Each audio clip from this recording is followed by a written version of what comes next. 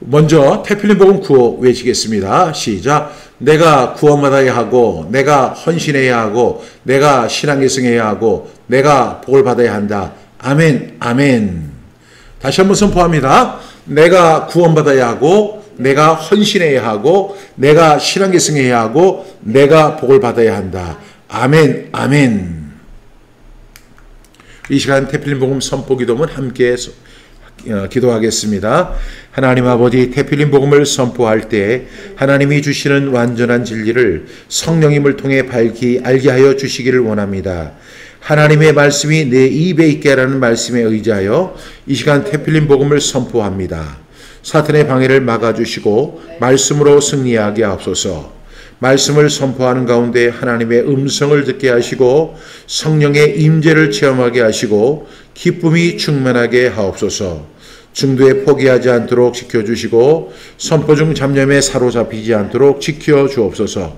태필린 복음이 전국 방방곡곡에서 선포되게 하시고 더 나아가 이민교회와 선교사님들도 함께 선포하는 가운데 사탄의 역사가 제한되고 승리의 창가가 넘치게 하시고 부흥이 일어나게 하옵소서.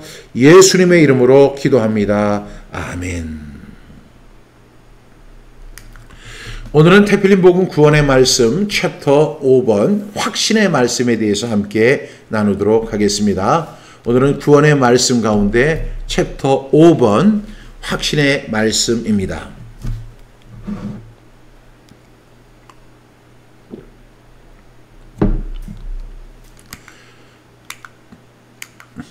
먼저 지난주 말씀을 복습하겠습니다.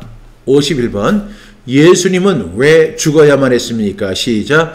베드로전서 2장 24절 말씀. 친히 나무에 달려 그 몸으로 우리 죄를 담당하셨으니 이는 우리로 죄에 대하여 죽고 의에 대하여 살게 하려 하심이라. 그가 채찍에 맞음으로 너희는 나음을 얻었나니.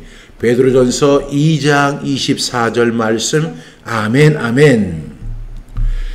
여러분, 예수님께서 친히 나무에 달려 그 몸으로 우리 죄를 담당하셨습니다. 왜 그렇게 하셨을까? 왜 예수님은 나무, 이 십자가에 달려서 죽임을 당하셨을까?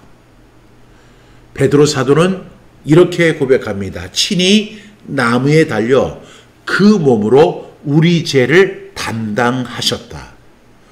그것은 어떤 의미를 갖고 있느냐? 이는 죄에 대하여 죽고 의에 대하여 살게 하려 하심이다. 여러분 다시 한번 들어보세요. 예수님께서 나를 위해서 십자가에 달려 돌아가셨습니다. 그래서 베드로 사도는 친히 나무에 달려 그 몸으로 우리 죄를 담당하셨다라고 말씀합니다. 예수님이 우리의 죄를 담당하신 것입니다. 그런데 이것을 베드로 사도는 그것을 하나의 눈에 보이는 사건만이 아닌 그 이면의 의미를 우리에게 설명하고 있죠. 그 의미가 뭘까요? 그것은 우리가 죄에 대하여 죽고 의에 대하여 살게 하려 하십니다. 여러분 이 말씀을 좀 쉽게 설명하면 이렇습니다. 죄에 대하여 죽는다는 것은 내가 죄인의 삶을 청산하고 이제 의에 대하여 살게 한다는 것은 의인으로 살아가게 된다는 것입니다. 여러분 얼마나 놀라운 사건입니까? 저와 여러분은 허물과 죄로 죽었던 사람들입니다. 그런데 우리는 그로 인해서 죽어야 했고 심판받아야 했고 그리고 지옥에 들어가서 영벌을 받아야 하는 신세입니다. 그런데 예수님께서 우리의 죄를 위해서 십자가에 달려 돌아가셨다고 성경은 증언하고 있죠. 그런데 이 사건을 나중에 정리한 베드로는 친히 하나님의 아들, 그러니까 하나님께서 친히 나무에 달려 그 몸으로 우리 죄를 담당하신 사건이다라고 이야기를 합니다. 그러면서 이야기를 이는 어떤 의미를 갖고 있느냐? 죄에 대하여는 죽고 의에 대하여는 살게 하려 하십니다. 쉽게 설명하면 죄인의 삶을 청산하고 의인의 삶을 살게 하신다는 것입니다. 이 얼마나 놀라운 사건입니까? 그래서 우리는 정말로 이 놀라운 은혜를 꼭 기억하고 그리고 그 감격의 은혜를 누리는 저와 여러분 되기를 바랍니다. 다음 말씀 보겠습니다. 우리가 대속함을 받는 근거는 무엇입니까? 시작. 베드로전서 1장 18절부터 19절 말씀. 너희가 알거니와 너희 조상이 물려준 헛된 행실에서 대속함을 받은 것은 은이나 금같이 없어질 것으로 된 것이 아니요 오직 흠없고 점없는 어린 양 같은 그리스도의 보배로운 피로 된 것이니라. 베드로전서 1장 18절부터 19절 말씀. 아멘 아멘. 세례 요한, 침례 요한은 예수님을 향해서 이렇게 이야기했죠. 보라, 세상 죄를 지고 가는 하나님의 어린 양이로다. 예수님을 그렇게 잘 묘사할 수 없어요. 구약에서는 죄를 지은 사람들은 어떻게 해야 돼요? 그 죄를 전가하기 위해서 어린 양을 잡아야 돼요. 그것은 우리가 과거에 지은 죄만 용서를 받는 거예요. 그런데 오늘 이후에 또 짓는 죄를 위해서 또 한 마리 양이 죽어야 돼요. 그래서 내가 살아가는 동안에 그 지은 죄를 속죄받기 위해서는 계속해서 양이 죽어야 합니다. 그리고 그 의식에 참여를 하고 그 양을 죽여야 되고 그 피를 제단 뿔에 발라야 되고 그 남은 피는 화목제물의 그 어린 양같이 다 불태워야 되고 버려야 합니다. 그런즉 우리가 그때 우리는 너는 의롭다함을 받을 수 있습니다. 그러나 그것은 과거의 죄에 대한 속죄입니다. 그런데 예수님께서 우리 죄를 위해서 십자가에 달려 돌아가신 사건에 대해서 베드로 사도는 이렇게 이야기합니다. 너희가 알거니와 너희 조상이 물려준 헛된 행실에서. 너희 조상이 누구예요? 이건 유대인 조상을 의미하는 게 아니라 바로 아담을 의미합니다. 그러니까 아담이 물려준 헛된 행실에서 이 죄악과 허물에서 대속함을 받는 것은 은이나 금같이 없어질 것으로 된 것이 아니라는 것입니다. 이것은 뭐예요? 영원하다는 것이죠. 여러분, 은이나 금은 재물을 의미하잖아요. 어떤 사람이 재물을 법니다. 열심히 일을 해서 그 재물을 버는데 그 재물이 항상 내 손에 있는 게 아니에요. 시간이 지나면 희한하게도 그 재물에 발이 있는 것처럼 사라져버리는 것이 재물의 특징입니다. 그 은이나 금같이 그 귀중한 것들도 시간이 지나면 다 소멸되는 것인데 그 예수님께서 십자가에 달린 사건은 은이나 금같이 없어질 것이 아니라는 거예요. 그리고 이 사건은 오직 흠없고 점없는 어린 양 같은 그리스도의 보배로운 피로 된 것이다. 예수님께서 친히 나무에 달려 그 몸으로 우리 죄를 담당하셨기 때문에 우리가 그의 피로 말미암아 죄에 대하여 죽고 의에 대하여 살게 해주셨다는 사실을 베드로 사도는 연속해서 설명하고 있는 것입니다.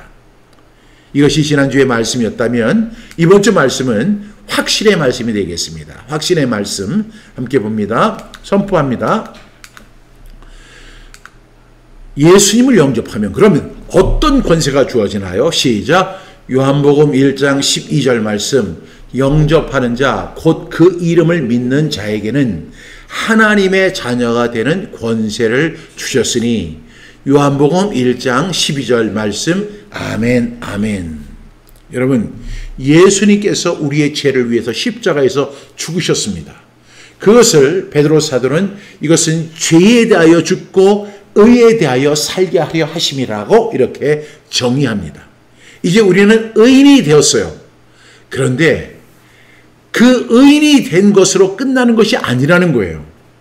우리가 예수님을 영접할 때 우리에게는 authority, 권세가 주어진다는 사실을 요한 사도는 분명하게 이야기합니다. 그러면서 이렇게 이야기하죠. 영접하는 자. 누구를 영접해요? 예수님을 영접하는 것이죠. 어떻게 영접합니까? 예수님을 나의 구주와 주님으로 영접하는 거예요. 이제까지는 항상 내가 내 삶의 주인이었습니다. 그래서 내 마음대로 행하고 내 뜻대로 모든 것을 진행해 왔습니다. 그런데 이제 예수님을 믿고 죄에 대하여 죽고 의에 대하여 살게 된 박종신은 거기에서 끝나는 것이 아니라 하나님의 놀라운 선물이 주어지는데 그 선물이 어떤 하나의 권세입니다. 그 권세는 뭐냐면 영접하는 자, 곧 그 이름을 믿는 박종신에게 어떤 권세가 주어지죠? 하나님의 자녀가 되는 권세를 주셨다는 거예요. 여러분, 하나님은 온 우주의 왕이십니다. 그래서 우리는 하나님을 가리켜 만왕의 왕이다. 만명의 왕의 왕이라는 의미도 있지만 그것보다는 어떤 의미예요? 이 세상의 모든 왕들의 왕이 되시는 분이 우리 하나님이세요. 절대 권력을 갖고 계세요. 우리 하나님은 천지를 창조하셨고 이 우주 만물을 섭리하시고 운행하시고 다스리시고 이 모든 것의 주인 되시는 그분이 우리 하나님이십니다. 그런데 내가 죄에 대해서 의롭다함을 받은 것도 감지덕지 않대. 더 나아가서 내가 예수님을 영접하고 믿게 되니까 놀라운 은혜를 주시는데 그것이 뭐냐면 하나님의 자녀로서의 권세를 주셨다는 거예요. 그러니까 여러분 저를 갖다 무시하면 안 돼요. 제가 비록 BRC 처치 지금 두 번째 주일을 이렇게 드리고 있지만 제가 어떤 사람이에요? 저는 이 온 우주의 주인 되시는 하나님의 아들이에요. 그러니까 여러분들은 절대로 저를 무시하면 안 돼요. 왜? 저를 무시하는 것은 우리 아버지를 무시하는 거예요. 그래서 우리는 기도할 때 이렇게 기도하잖아요. 하늘에 계신 우리 아버지. 그분이 우리 아버지가 되시는 거예요. 그러니 아버지가 파워가 있으면 그 아들도 파워가 있어요. 그 아버지에게 능력이 있으면 그 아들에게도 능력이 있어요. 아버지에게 권세가 있으면 그 아들에게도 권세가 있어요. 저는 어떤 권세를 갖고 있냐면 하나님의 아들이라고 하는 권세를 갖고 있는 거예요. 그러니까 여러분들이 저를 아이고 교회가 작습니다. 지금 시작하는 교회에 불과하죠. 그리고 저 큰 교회를 보세요. 그런 거 다 필요 없어요. 그런 것보다 더 위대한 하나님의 아들이라는 권세를 가지고 있어요. 근데 그것이 비단 저에게만 쏟아지는 것은 아니에요. 여러분에게도 하나님의 아들이 되고 하나님의 딸이 되는 권세를 주셨다는 사실을 믿으시기를 축복합니다. 이 놀라운 특권을 우리가 언제 받느냐? 이 놀라운 권세를 언제 취득하느냐? 예수님을 나의 구주와 주님으로 영접할 때, 그것을 다른 말로 설명하면 예수님을 믿을 때, 예수님의 뭐를 믿는 거예요? 예수님 존재 자체를 믿는 것이 아니라 예수님께서 갈보리 산 십자가에서 나의 죄를 위하여 죽으시고 나를 의롭게 하시기 위해서 다시 살아나신 그것을 믿는 거예요.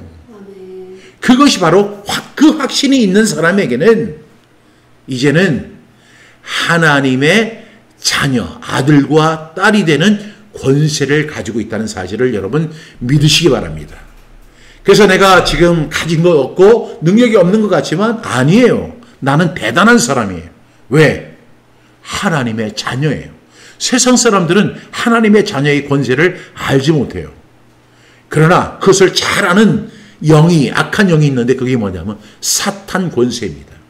우리가 사탄 권세를 대적해서 이길 때는 내가 내 힘으로 되는 게 아니라 우리 아버지의 능력을 가지고 싸울 때 이길 수 있다는 사실을 믿으시기를 주님의 이름으로 축복합니다.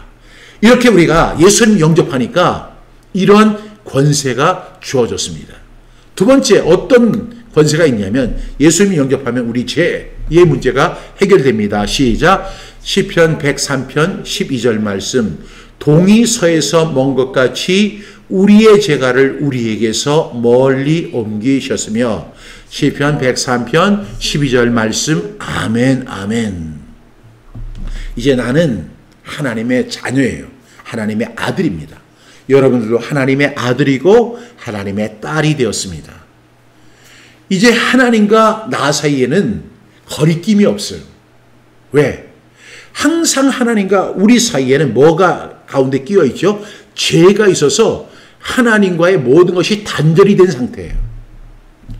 그런데 내가 예수님을 믿었을 때, 예수님을 영접했을 때, 예수님께서 나의 죄를 위하여 십자가에서 죽으시고 나를 의롭게 하시기 위해서 3일 만에 부활하신 그 사건을 내가 영접하고 믿었을 때 어떤 결과가 나에게 주어지냐면, 동이 서에서 먼 것 같이, 여러분 동쪽이 저쪽에 있어요. 근데 그 반대편은 서쪽이에요. 동과 서는 가장 먼 거리예요.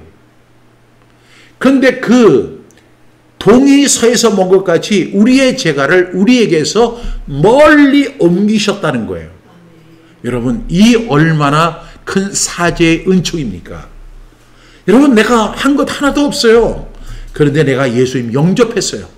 그랬더니 예수님을 영접하고 예수님을 믿었더니 동이 서에서 먼 것까지 우리의 죄가, 허물과 죄로 그 우리가 물들어 있었던 그 죄의 문제, 도저히 우리의 힘과 능력으로 해결할 수 없는 그 죄의 문제를 동이 서에서 먼 것까지 멀리 옮겨버리셨어요. 이것이 우리가 예수님을 영접할 때 얻을 수 있는 권리인 것을 믿으시기를 축복합니다. 또 그러면 하나님은요, 우리가 이제 하나님의 자녀가 되었다고 했잖아요. 영접하는 자, 곧 그 이름을 믿는 자들에게는 하나님의 자녀가 되는 권세를 주셨다. 그러면 그 아들, 딸을 어떻게 생각하시는지 선포합니다. 이사야 49장 15절 말씀, 여인이 어찌 그 젖먹는 자식을 잊겠으며 자기 태선한 아들을 긍휼히 여기지 않겠느냐. 그들은 혹시 잊을지라도 나는 너를 잊지 아니할 것이라. 이사야 49장 15절 말씀. 아멘, 아멘. 여러분, 여기서 이 세상에서 가장 강력한 모티베이션이 뭐예요? 모성애예요. 저는 아버지이기 때문에 부성애가 있는데 이 부성애는 모성애만 못합니다. 어머니가 자식을 사랑하는 것만큼 아빠도 자식을 사랑하지만 그 간절함, 그 깊이는 엄마의 사랑이, 어머니의 사랑이 훨씬 큰 것 같아요. 왜 그럴까? 자기가 10달 동안 임신을 해가지고 그 고통 가운데서 그 아이를 출산했어요. 출산만 하면 끝이 아니죠. 그때부터는 그 아이의 젖을 먹이고 똥을 닦아주고 목욕을 시키고 그 아이를 24시간 돌봐야 돼요. 그것이 엄마예요.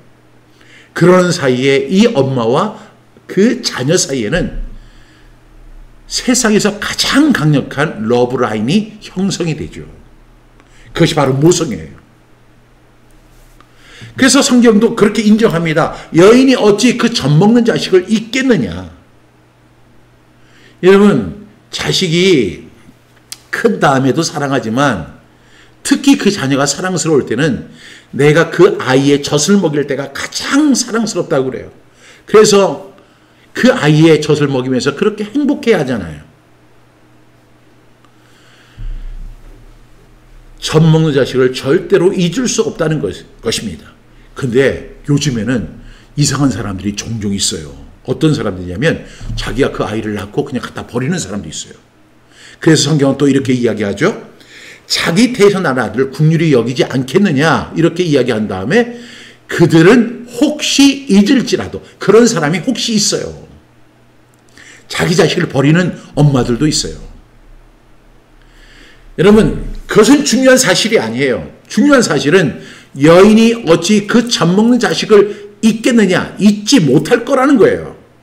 그런데 그거 이상으로 나는 너를 잊지 아니할 것이라는 거예요. 우리가 영접하는 자, 곧 그 이름을 믿는 자들에게는 하나님의 자녀가 되는 권세를 주셨다고 했는데, 권세를 주신 것만 아니라 이제부터는 이제 하나님이 우리를 잊지 아니하신다는 거예요. 너는 내 아들이다. 너는 내 딸이다. 이렇게 하나님께서 말씀하신다는 거예요.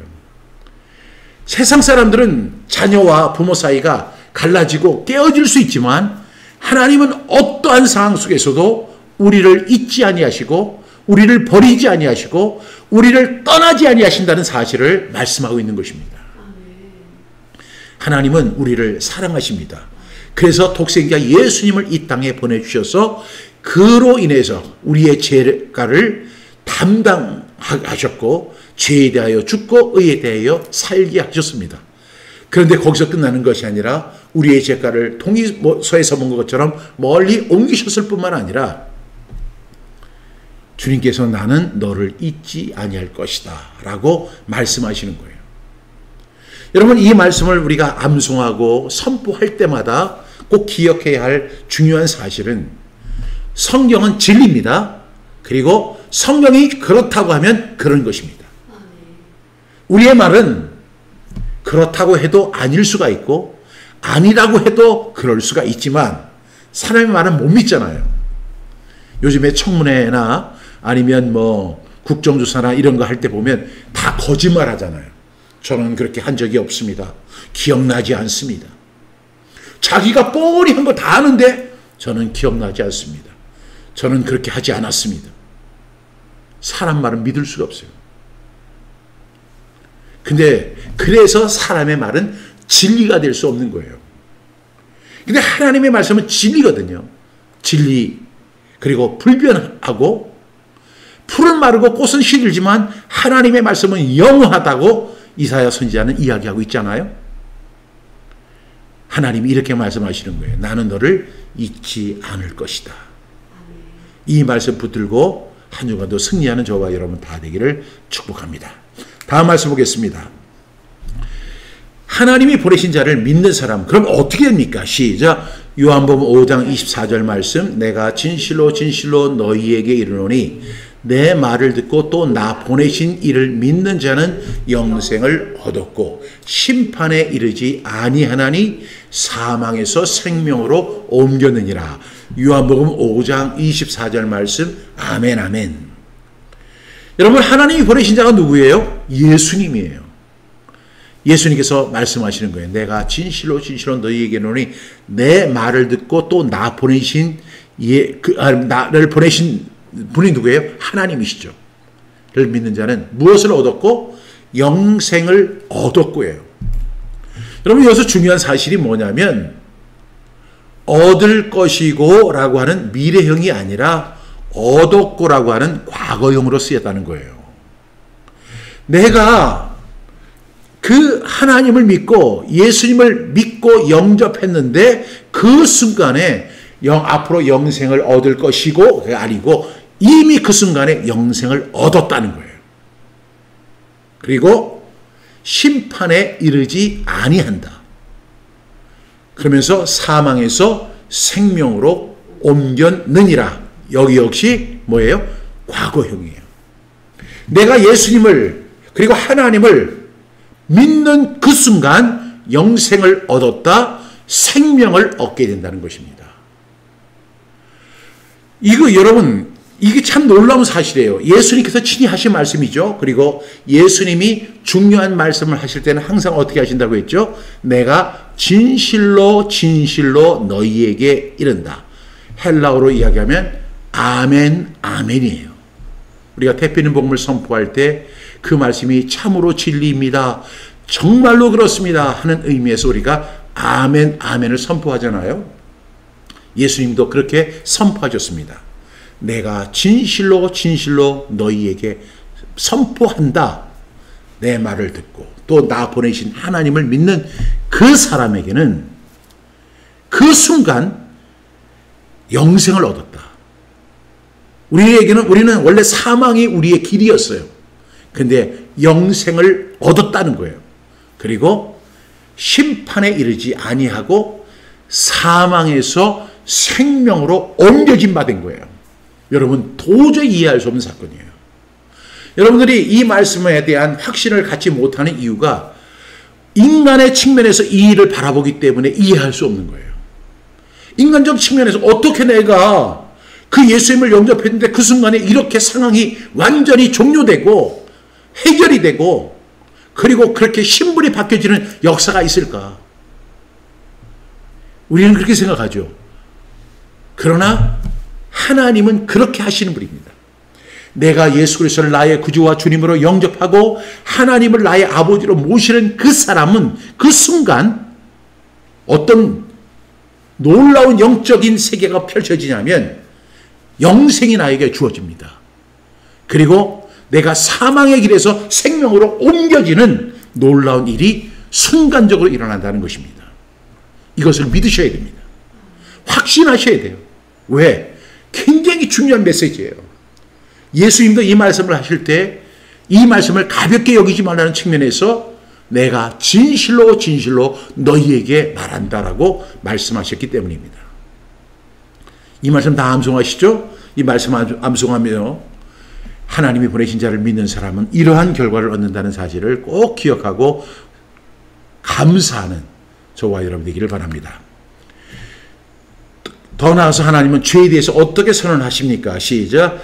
이사야 43장 25절 말씀. 나 곧 나는 나를 위하여 내 허물을 도말하는 자니 내 죄를 기억하지 아니하리라.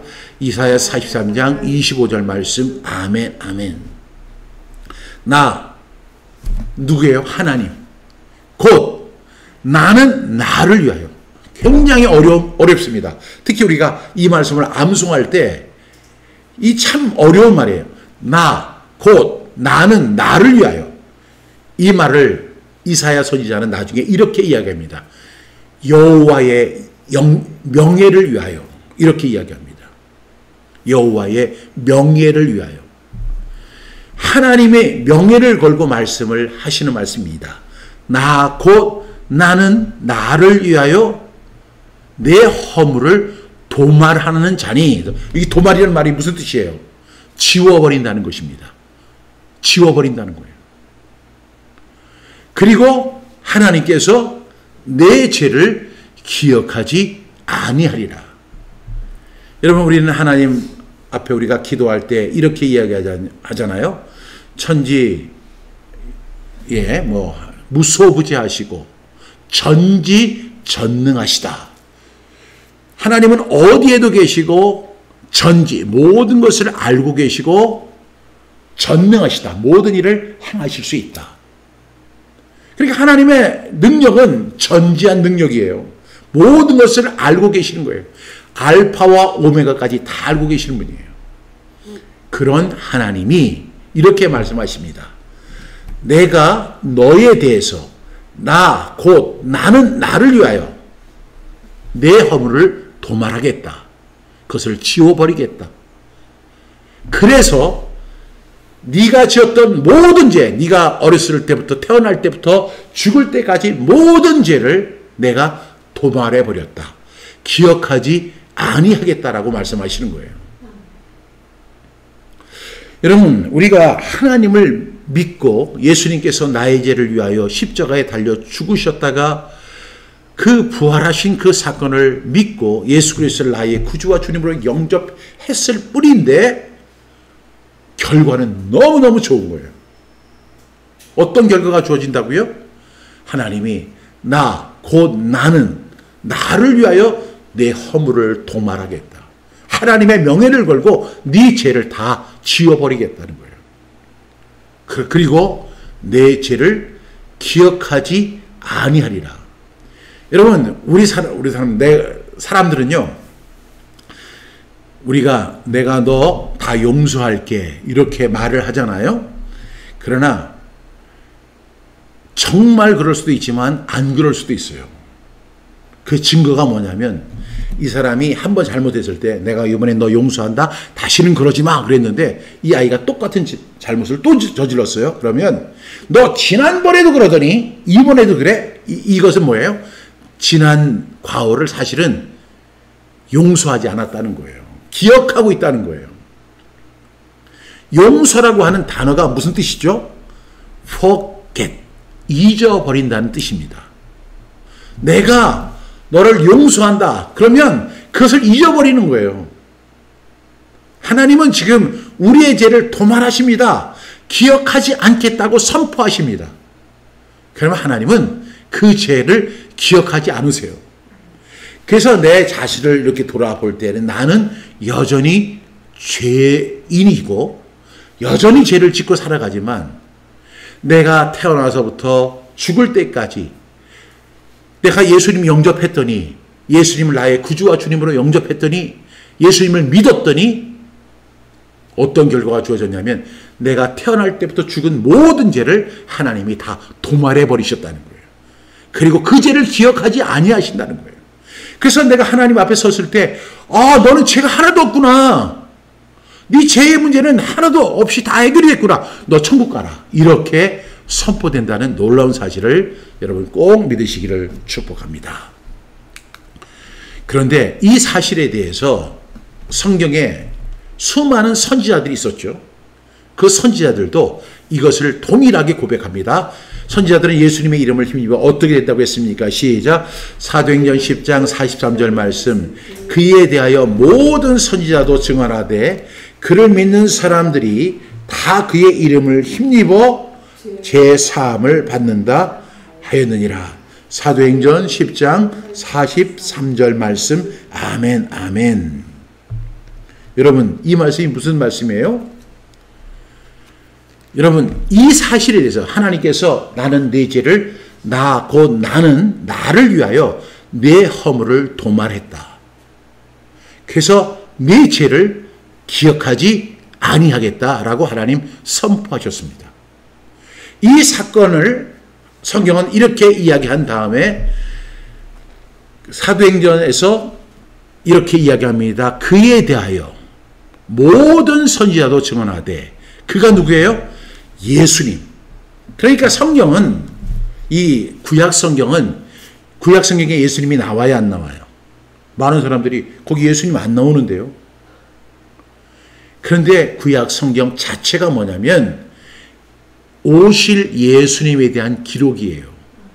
신약은 뭐예요? 오신 예수님에 대한 기록이에요. 그 당시에 구약의 선지자들이 모두 한결같이 주장하는 내용이 뭐냐면 그를 믿는 사람들이, 누구를 믿는 사람들이? 예수님을 믿는 사람들이, 이 말씀은 어디하고 똑같아요? 요한복음 1장 12절 영접하는 자 곧 그 이름을 믿는 자들 다 그의 이름을 힘입어 뭘 얻는다? 죄 사함을 받는다는 거예요. 여러분, 하나님께서 말씀하시죠. 곧 나는 나를 위하여 내 허물을 도말하겠다. 내 죄를 기억하지 아니하겠다. 여러분들이 죄를 안 지어서가 아니라 여러분 죄를 엄청나게 많이 지었잖아요. 디모데후서 3장에 보면 우리가 지은 죄들을 정말로 18가지로 적나라하게 설명하고 있어요. 그런데 그 죄에서 우리는 항시도 벗어난 적이 없어요. 그런데 우리 그 많은 죄의 짐을 예수님께서 다 해결해 주시면서 신약에 있는 사도 바울이나 베드로나 요한이나 이런 사람들 뿐만 아니고 예수님이 오시기 전에 600년 전에 활동했던 이사야를 비롯해서 예레미야라든가 다니엘이라든가 수많은 예언자들이, 선지자들이 다 증언을 했다는 거예요. 증언이 뭐예요? 이건 법적인 용어입니다. 증언하기를 뭐라고 그래요? 그를 믿는, 예수님을 믿는 사람들이 다 예수님의 이름을 힘입어 뭘 받는다? 죄사함을 받는다 하였다는 거예요. 여러분 믿으시기 바랍니다. 예수님을 나의 구주와 주님으로 영접하는 순간 우리는 우리의 죄가 다 도말되는 거예요. 용서받는 거예요. 그 죄를 기억하지 아니하시는 거예요. 동이서에서 먹은 것 같이 그 죄를 멀리 던져버리시는 거예요. 이제는 우리가 죄에서 의롭다함을 얻게 된다라고 이 지금 사도행전 10장 43절 우리에게 말씀하고 있습니다. 이제 우리는 어떻게 살아야 할까요? 오늘 이 말씀과 같이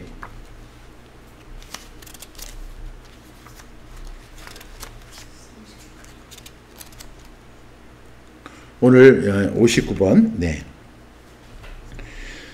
이 말씀같이 여러분 확신을 가지시기 바랍니다. 예수님께서 우리의 죄를 담당하셨다는 거예요. 사람은 죄를 짓기 때문에 그리고 범죄했기 때문에 그 죄로 천국에 갈 수 없어요. 그런데 예수님께서 이 세상에 오셨어요. 그리고 친히 나무에 달려 그 몸으로 우리 죄를 담당하셨어요. 이것을 성경은 내내 우리에게 증언하는 거예요. 여러분, 이 말씀 믿으세요. 이렇게 계속해서 증언하는 거예요. 그 몸으로 우리 죄를 담당하셨다. 예수님이 십자가에서 우리의 죄를 담당하셨다. 예수님이 십자가에서 박종신의 죄를 담당하셨다. 이 사실을 계속해서 이야기하고 그 사실에 대해서 그래? 하고 그냥 넘어갈 수 있을 것 같으니까 계속해서 성경은 증언하는 거예요.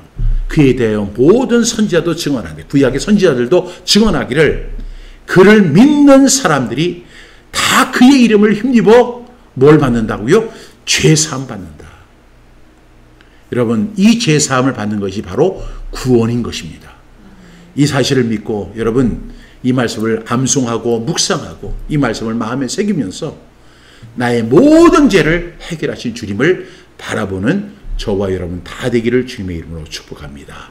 기도하겠습니다. 하나님 아버지, 친히 나무에 달려 그 몸으로 우리 죄를 담당하셨습니다.